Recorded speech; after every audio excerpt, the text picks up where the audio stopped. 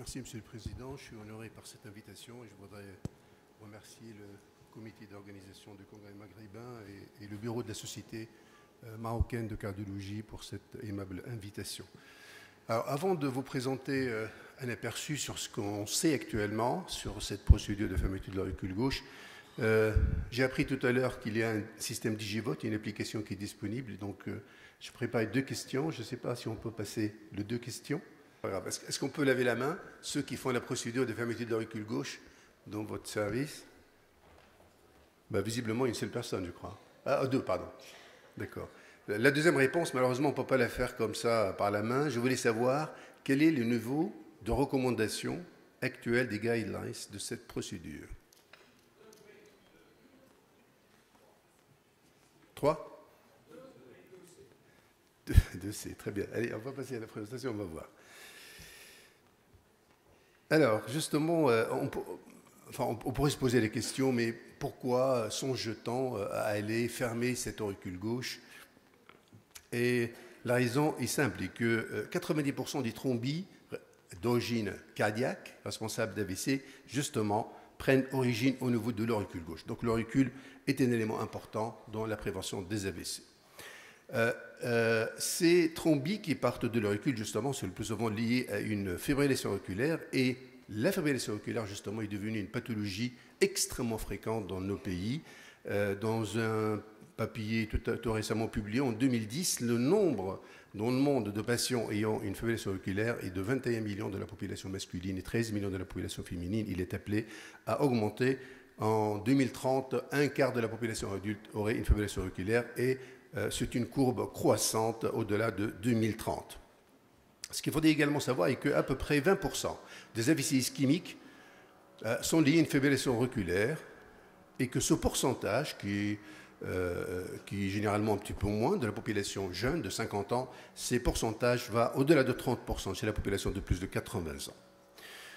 Il est important également de songer à fermer l'auricule, parce que la médication dont on dispose actuellement pour traiter les patients en fibrillation auriculaire, à savoir les antivitamines K ou la warfarine, qui est très efficace, on le sait à travers un certain nombre d'études publiées il y a plusieurs années maintenant, nous avons un problème dans la vie réelle de l'utilisation de cette molécule.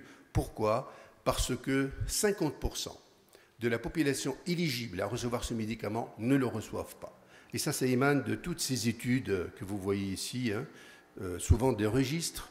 Nous l'avons bien démontré également dans un registre que nous avons publié en 2014 à propos d'un registre, je pense que le Maroc y a participé, sur le Realize IF Registry, et qui a inclus 10 000 patients, 26 pays, 4 continents, et on avait trouvé effectivement la même constatation. La moitié de la population était traitée de manière inappropriée, soit qu'elle prenait des AVK alors qu'ils ne devraient pas, ou l'inverse. Et cela concerne tous les continents. C'est valable pour l'Afrique et le Moyen-Orient, mais c'est valable également pour l'Europe, pour l'Amérique latine et pour l'Asie. Il y a un autre problème, est que généralement, les patients vont avoir tendance à arrêter le traitement par AVK avec le temps. Et quel que soit l'âge, vous voyez que quel que soit l'âge, il y a une tendance vers une interruption de cette médication. Cela concerne même les NACO, le nouveau anti-plaquettaire, bien que ce phénomène est plus prononcé avec les antivitaminiques. Alors, fermer l'auricule, ça on le savait, parce que nos chirurgiens le faisaient il y a un certain nombre d'années quand ils faisaient une chirurgie valvulaire mitrale. Ils le faisaient probablement systématiquement, et c'était probablement bien réfléchi, parce qu'ils savaient à l'époque que les patients n'avaient pas un accès facile aux antivitamines K, n'avaient pas un accès facile au monitoring, justement, du traitement par le TPINR, et donc ils le faisaient. Actuellement, on sait que le faire de manière systématique, c'est peut-être pas une bonne idée, mais ça, c'est un autre sujet. Alors, comment on le fait par voie percutanée? Les dispositifs sont très nombreux. Vous voyez la liste ici. La grande majorité sont en expérimentation, très peu ont déjà le marquage CE ou encore moins l'approbation FDA. On va se concentrer sur le Watchman qui est fait de nétinol, qui est muni de 10 agrafes qui vont justement s'agrafer au fond de l'auricule, qui a différentes tailles, et qui a eu le marquage CE en 2005 avec une approbation FDA en 2015. Alors, comment on fait la préparation du patient? Alors, il va falloir arrêter le traitement anticoagulant si le patient est déjà sous traitement anticoagulant. l'INR de tête normale. On pourrait envisager éventuellement un chevauchement dans le cas où le patient était sous AVK. Et puis, on va commencer par une procédure d'écho-trans-ésophagienne. Et là, je voudrais encore une fois insister sur le fait que l'apport de l'échographiste est absolument fondamental. Ce n'est pas l'échographiste de débrouillage que nous sommes, c'est-à-dire essayer d'évaluer la fonction VG et voir s'il y a une IM ou pas. Il faut absolument un échographiste expert qui réellement pourrait guider la procédure. Son but est d'éliminer un thrombus intra-OG, mais également de prendre des mesures pour choisir le dispositif adéquat et puis surtout de guider la ponction transseptale. Encore une fois, ce n'est pas la ponction transseptale que nous faisons pour faire la dilatation mitrale, c'est différent. Alors on fait ça sous sédation. L'un des intérêts de l'échotransœsophagienne est de déterminer l'anatomie de l'auricule, parce que l'auricule gauche, ce n'est pas un seul lobe. Dans 50% des cas, c'est 2 lobes, et ça peut être plus, ça peut aller jusqu'à 4 lobes. Il va falloir déterminer le diamètre de ce qu'on appelle landing zone, c'est-à-dire la zone d'atterrissage, là où on va faire atterrir le dispositif. Et puis, on va également déterminer la longueur, parce que, encore une fois, et pour le Watchman particulièrement, la longueur est importante. On va essayer de rechercher ceci. Vous êtes très habitués, ceux qui font l'écho de rétrécissement mitraux. Voici des thrombis de différentes formes. Voici une anatomie qui peut être quelquefois thrombeuse. Est-ce qu'il y a un thrombus ici? Peut-être pas. C'est peut-être l'anatomie de l'auricule, mais en tout cas, les échographistes expérimentés, ils savent faire la différence. L'anatomie, je dis tout à l'heure qu'elle est très importante. Quelquefois, vous avez tendance justement à avoir plus qu'un lobe. Et là, bien entendu, il va falloir fermer l'auricule dans le sens du lobe dominant. La mesure, c'est important. Cette mesure par la ligne verte, c'est une mensuration aberrante. C'est cette ligne jaune qu'il faudrait considérer. Et puis, cette ligne rouge, c'est la profondeur de l'auricule. C'est très important. Elle doit être supérieure à la ligne jaune. Alors, la ponction transseptale, de nouveau, elle devrait être faite par sous le contrôle fluoroscopique et échographique en même temps. Quelquefois, on est obligé de faire une petite déviation et une petite courbure de notre sheath de transseptale. Et l'essentiel est de savoir où faire cette ponction. Cette ponction devrait se faire de manière à ce que le sheath doit être perpendiculaire au plan de l'orifice de l'auricule, qui est généralement en position crâniale. Donc, ce que l'on cherche, c'est aller inférieur et postérieur. Et pour ça, je peux vous assurer qu'un échographiste qui n'est pas expérimenté ne peut pas vous aider à faire ce travail. Alors, après la ponction transseptale, il va falloir donner de l'héparine, mettre un pictel 4 fringes dans le sheath pour essayer de canuler l'auricule gauche, et puis mettre un guide et après faire l'échange pour mettre justement le sheath de la pose du dispositif. Quelquefois, vous avez de la chance, et donc votre cathéter transseptal va directement dans l'auricule. Vous n'avez pas besoin de faire toute cette procédure. Vous allez directement et faites l'échange après. Alors, les sheaths de Watchman ils sont de 2 formes. Soit vous avez une courbure simple, soit vous avez une double courbure. Assez souvent, c'est la double courbure qui vous aide. Il va falloir faire une rotation un peu particulière contre les aiguilles d'une montre pour pouvoir s'engager dans l'auricule. Une complication potentielle, c'est l'embolie gazeuse, donc il faut faire très très attention. Il va falloir attendre qu'il y ait un reflux de sang et donc ne faites pas flasher, sinon vous pourrez injecter de l'air dans l'auricule et ça peut être mauvais, bien entendu. Alors, une fois on est dans l'auricule, on fait ce qu'on appelle un appendogramme, donc c'est un angiogramme de l'auricule. Ça, c'est très important parce que cette injection, elle va nous permettre encore une fois de faire de mensuration et on va confronter la mensuration par l'échotransœsophagienne et les confrontations par l'écho et donc par l'angiographie comme vous voyez ici. Et ensuite, vous allez pouvoir, avec ces mensurations, faire la sélection des dispositifs. Voici la table qui est recommandée par le fabricant, mais on n'est pas vraiment obligé de la respecter à la lettre parce que généralement, on a tendance à majorer un petit peu la taille, c'est pour éviter justement les complications de la migration du dispositif. Vous avez des marqueurs au niveau de ce sheath qui vous permet de choisir également le dispositif. Ce qui est très important, l'étape cruciale, c'est justement le largage. Et avant de larguer, il va falloir s'assurer de bon positionnement par l'échotransœsophagienne et par l'angiographie. Il faudrait calculer ce qu'on appelle la compression résiduelle, ça c'est très important, c'est-à-dire qu'il va falloir que la taille mesurée une fois le device est libéré et largué soit plus petite, avec une compression de 8 à 20% par rapport à sa taille, pour être sûr que justement il est bien coincé au niveau de l'entrée de l'auricule. Et ensuite on fait un test qui s'appelle le tag test. On le fait avec l'angiographie, on le fait avec l'écho. Ça veut dire quoi? C'est-à-dire qu'on va, en fait, une fois on est en place et avant de larguer justement le dispositif, on va tirer l'ensemble. On va tirer l'ensemble et on va voir qu'en fait, le dispositif et le recul bougent en même temps et donc le dispositif est très bien coincé. Voici le TAC test. Je n'ai pas utilisé de vidéo exprès pour ne pas avoir de surprise. Donc TAC test en ciné, il faudrait le faire également par l'écho transésophagienne. Et après, une fois qu'il est largué, avant même le largage d'ailleurs, vous vous assurez qu'il n'y a pas de flux résiduel aux alentours du dispositif. Ensuite, on fait comme pour les autres devices, pour la fermeture de la CIA, etc. Il va falloir libérer et larguer le dispositif. Toujours, il faudrait espérer qu'il reste en place et qu'il ne migre pas. Et puis, en cas où il y a une migration, il va falloir prendre une ciné parce qu'il va falloir à ce moment-là démarrer une nouvelle procédure qui va consister particulièrement à retrouver le dispositif. Voici l'image finale par l'écho et par l'angiographie. Après la procédure, quelles sont les médications? Eh bien, la protamine, on peut la donner, on n'est pas obligé. Aspirine pour 6 mois, Plavix pour 3 mois, prophylaxie d'endocardite pour au moins 6 mois, échotransœsophagien de contrôle 4 semaines et 6 mois après la procédure. Voici comment on fait cette procédure. Alors, quelle évidence scientifique dispose-t-on au jour d'aujourd'hui? Il y a pas mal d'études, encore une fois, concernant le Watchman. Il y a le Protect AF, CAP, ASAP, Prevail.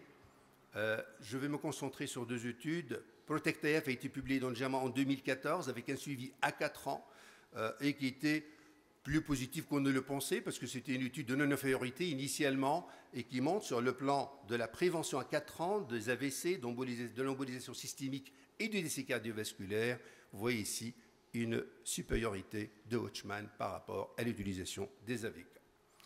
Concernant la sécurité, à part un taux de complications avec le Watchman qui était un petit peu décalé par rapport à la population contrôle et très probablement ceci lié à des complications procédurales, il y a une tendance vers la convergence de 2 courbes à 60 mois.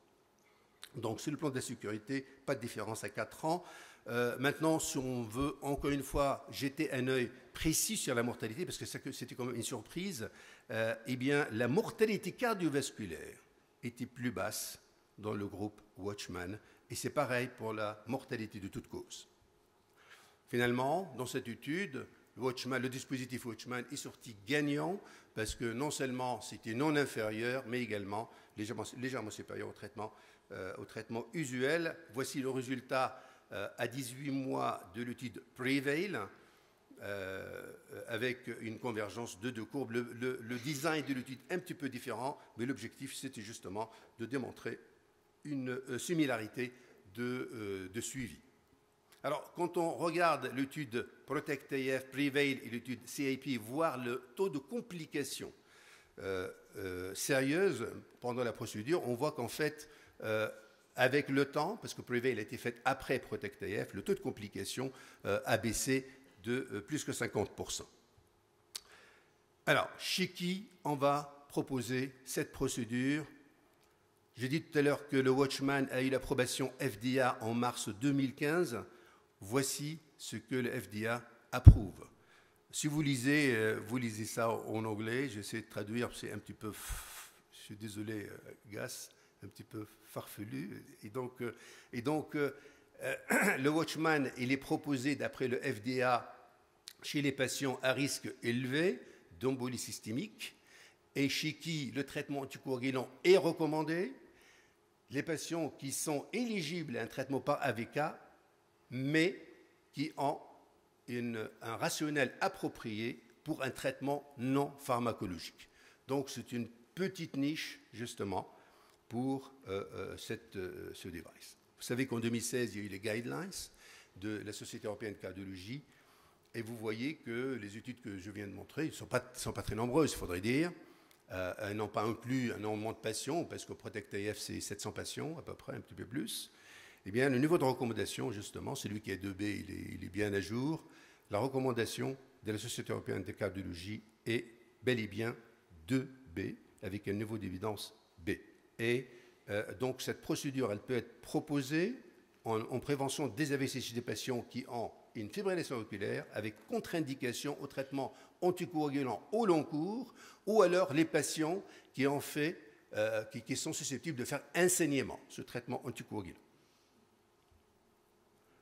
Si on résume la situation, quelle est l'indication optimale de cette procédure en 2016? Ce sont les patients qui ont une ACFA non rhumatismale avec un Schatz-Vasc supérieur ou égal à 2 et avec problème quelconque avec l'usage du traitement anticoagulant. Les patients, les indications idéales, on va essayer de les lister. Chez les patients, ce sont les patients qui ne peuvent pas prendre de traitement anticoagulant, les patients qui ont problème de compliance de ce traitement, les patients, on le néglige assez souvent, les patients qui ne veulent pas le prendre parce que ça leur pose un problème de style de vie ou qui ne peuvent pas justement s'accommoder au fait de faire donc un monitoring avec un TPINR tous les mois ou tous les 2 mois. Et puis les patients qui ont fait un AVC, qu'il soit ischémique ou hémorragique, sous traitement anticoagulant. Est-ce qu'il y a des complications de cette procédure? Oui, bien sûr, je ne vais pas les détailler. Tamponnade, bien entendu, par perforation de l'auricule, AVC, embolie gazeuse, je l'avais dit tout à l'heure, embolisation, c'est probablement la complication que l'on craint le plus, parce qu'encore une fois vous l'avez, il va falloir le plus souvent, de manière non chirurgicale, aller retrouver le device, mais sinon, la chirurgie serait indiquée. Et puis, un thrombus sur le dispositif, ça a également une complication potentielle. Donc, en conclusion, il faudrait dire que nous sommes actuellement en besoin d'avoir plus d'études bien contrôlées, bien menées, testant pas seulement le Watchman, mais les autres aussi. Il y en a qui sont vraiment très très bons. Il va falloir surtout examiner cette possibilité chez des patients qui ne sont pas éligibles au traitement anticoagulant, ou alors les patients qui ont fait un AVC, encore une fois, sous ce traitement. Il y a un sujet que je n'ai pas voulu également approcher parce que ça aurait justement rendu cette présentation beaucoup plus longue. C'est la comparaison dispositifs de fermeture de l'auricule gauche avec les NOAC, avec le NACO. Là également, nous avons besoin de plus d'études. Il y a des méta-analyses. Bien entendu, les NACO sont supérieurs aux AVK concernant la sécurité, mais ils ne sont peut-être pas supérieurs à cette procédure, notamment chez les patients qui sont à risque hémorragique. Mais en attendant de voir ces études, il faut avoir la foi. Il faut avoir la foi dans ce que nous faisons. Et je ne sais pas qui a dit ça, je crois que c'est Patrick Whitlow. En tout cas, il faut avoir la foi dans ce que nous faisons et il faut le faire bien. Merci de votre attention.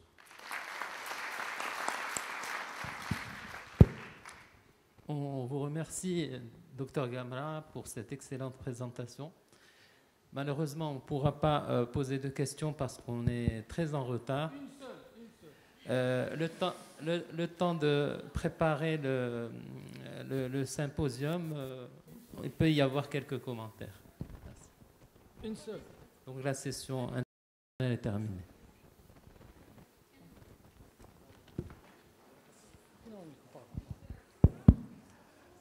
Je voulais apporter un commentaire et poser 2 questions. Le commentaire limiter la physiopathologie de la fibrillation atriale à l'auricule, c'est vraiment méconnaître la fibrillation atriale. Et il y a récemment un papier de Lippe qui a démontré que c'est le mécanisme de la thrombose en général, une paroi, des éléments figurés, etc. Deuxièmement, je ne comprends pas pourquoi vous arrêtez les anticoagulants lorsque vous commencez votre procédure, sachant que c'est une procédure qui aura lieu dans l'oreillette gauche et qui va exposer à avoir des problèmes. en manipulant des cathéters. Et je vous donne l'exemple de l'ablation de la fibrillation atriale, où actuellement on n'arrête pas les anticoagulants. Et troisièmement, qu'est-ce que vous pensez de l'apport d'un scanner cardiaque avant la procédure, sachant que pas tous les auricules sont thrombogènes? Il y a des papiers qui ont démontré que ce sont les auricules en chou-fleur qui exposent le plus à ces thrombus. Merci. Merci de vos deux questions. Je vais répondre très brièvement. Quelle que soit la physiopathologie de la fibrillation auriculaire, même si elle évolue, ce sont les études cliniques qui vont nous faire aller dans un sens ou dans un autre. De toute façon, on n'aura pas une recommandation classe 1 s'il n'y a pas d'études bien menée et concluante. Le traitement anticoagulant, je vais vous dire pourquoi, parce que pour l'instant, et pour les patients chez qui on a fait cette procédure, ce sont des patients chez qui le traitement anticoagulant est contre-indiqué. Donc on attendait le moment, justement, d'interrompre le traitement anticoagulant. Mais vous avez parfaitement raison qu'il faudrait peut-être le maintenir un peu plus longtemps. Et votre question est bien posée. Pourquoi? Parce que dans Prevail, on a dans Protect-IF, on avait arrêté le traitement anticoagulant immédiatement. On avait comparé avec l'autre bras traitement anticoagulant à vie. Dans Prevail, à cause justement de complications thromboemboliques qui ont suivi la procédure, on a prolongé à 45 jours. Donc, en pratique, nous, on n'arrête pas le jour même. Mais bon, on n'a pas respecté 45 jours à chaque fois. Mais votre question est bien posée. Vous avez dit coroscanner, c'est ça? Le scanner cardiaque. Pourquoi faire? Je sais pas. Parce que l'anatomie, elle est déterminante. On le voit très bien, le contrôle œsophagien. Justement, c'est pour sélectionner les meilleurs patients pour la prothèse. Tout à fait, oui, tout à fait. Bon, c'est un plus, pourquoi pas, absolument. Si l'Habib, juste une remarque, c'est que les Français ont fait, ils ont sorti il y a 1 an et demi un document d'experts où ils disent que c'est vraiment le cut-off d'apprentissage qui était estimé à 30 procédures, qui était vraiment déterminant pour des complications qui ont atteint un succès, qui a atteint à peu près 95% versus 80% dans les années et les séries qui étaient de moins de 30 implantations. Désolée de vous interrompre, M. Morali, mais on doit donner la parole à l'orateur, à Dr Philippe, sinon il va rater son avion. Vous pouvez peut-être terminer la discussion au déjeuner. Donc je présente...